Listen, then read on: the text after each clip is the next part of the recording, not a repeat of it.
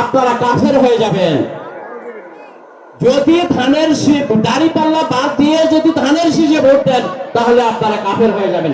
তারা কি? তাহলে আপনাদের কাছে আমার প্রশ্ন, ওরা মুসলমান? ওরা কখনো মুসলমান করা যাবে না। ওরা 1971 সালে বাংলাদেশে জাতির সঙ্গে বেইমানি করেছে।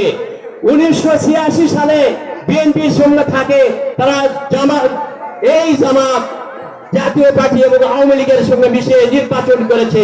1991 সালে যখন তারা বুঝলো না তখন তারা বিএনপির সঙ্গে চলে আসলো, নির্বাচন করে তারা 1700 সিট পায়। তারপরে 1986 সালে 96 সালে তারা কি করলো? একটা আন্দোলন নিয়ে আসলো, কেয়ারটেকার সরকার। তারা তখন এই জামাত তখন কি করলো? তখন তারা আওয়ামী লীগের সঙ্গে যুক্ত হলো এবং একটা কেয়ারটেকার সরকার আন্দোলন করলো। এই জায়গায় মানে জামাত ইসলামের যে মজার ঘটনা সেটা আমি বলতে চাচ্ছি। করার পর যখন এটা হয়ে গেল, নির্বাচনে ডেট ঘোষণা হলো, জামাত বিএনপি থেকে সরে গেল। জায়ের বাংলাদেশে 300টি আসন দিয়েছিল, 300টি আসন দিয়ে 71% 3টা সিট পেয়েছিল। এটা আপনাদের আমাদের সকলের জানা। আর আমরা ওই নির্বাচনে 96 নির্বাচনে আমরা 116টি সিট পেয়ে একক বিরোধী দল হিসাবে আমরা এই সংসদে অংশগ্রহণ করেছিলাম, যাকে বলা হয়েছিল যে এটা হচ্ছিল এশিয়ার বৃহত্তর বিরোধী দল বাংলাদেশ জাতীয়তাবাদী দল।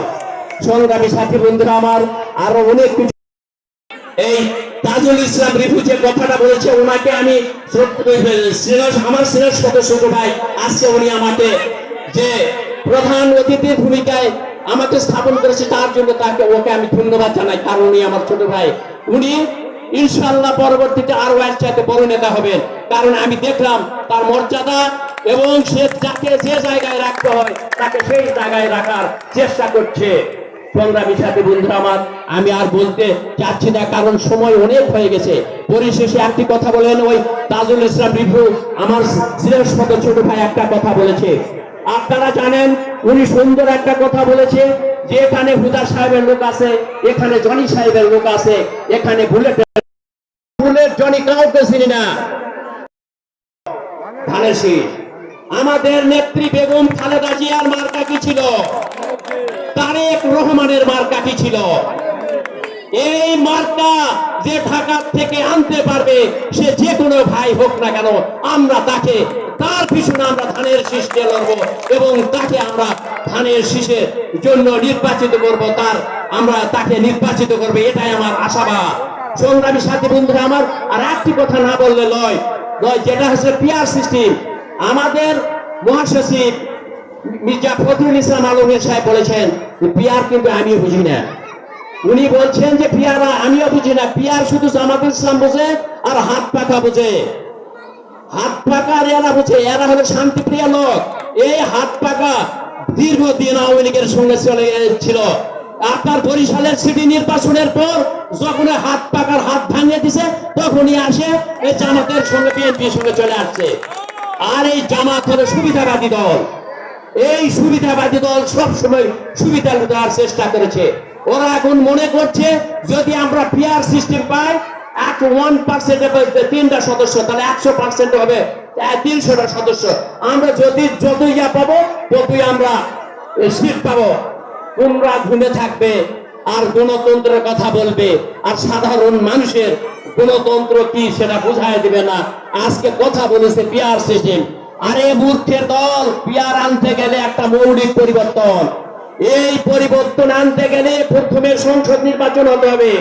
সংসদ নির্বাচন হওয়ার পর এটা হলো মৌলিক পরিবর্তন। সংসদে আলোচনা হবে, আলোচনা হওয়ার পর যদি সংসদ চায় পিআর, তাহলে রাষ্ট্রপতির কাছে পাঠায় দিবে। রাষ্ট্রপতি যদি মনে করে যে আমি পিআর আমি এটা একাই দায়িত্ব নেব না, তখন উনি জনগণের মাঝে ফেলে দিবে। ওটা কি করবে? তখন গণভোট করবে, এই হ্যাঁ ও না ভোট। যদি জনগণ চায় পিআর পদ্ধতি তাহলে পিআর পদ্ধতি হবে, আর জনগণ যদি না চায় তাহলে কোনোদিন পিআর পদ্ধতি হবে না। আমরা গণতন্ত্র মনে মানুষ, আমরা চাই গণতন্ত্র। এই গণতন্ত্রের জন্য আমাদের নেত্রী জেলে গেছেন, নির্যাতিত হয়েছেন। এই জন্য আমরা এই গণতন্ত্রের জন্য যে ইনশাআল্লাহ আমরা জান দেব। আপনারা হয়তো প্রস্তুত হয়ে থাকেন এই নির্বাচনের আগে এই কুচক্রী মহলের সঙ্গে আমাদের হয়তো আবার মাঠে নামতে হবে। আপনারা আমরা সকলে একজোটে ওই কুচক্রী মহলকে আওয়ামী লীগের মতো অবস্থা করে এই বাংলার মাটিতে গণতন্ত্র ফিরিয়ে আনে আমরা জাতীয় সংসদ নির্বাচন করব। এই বলে আমি আমার বক্তব্য শেষ করছি। খুদা হাফেজ। আমি সকলের সুস্বাস্থ্য কামনা করে আজকে আমার এই বক্তব্য শেষ করছি। শহীদ জিয়া অমর হোক, খালেদা জিয়া জিন্দাবাদ, তারেক রহমান জিন্দাবাদ।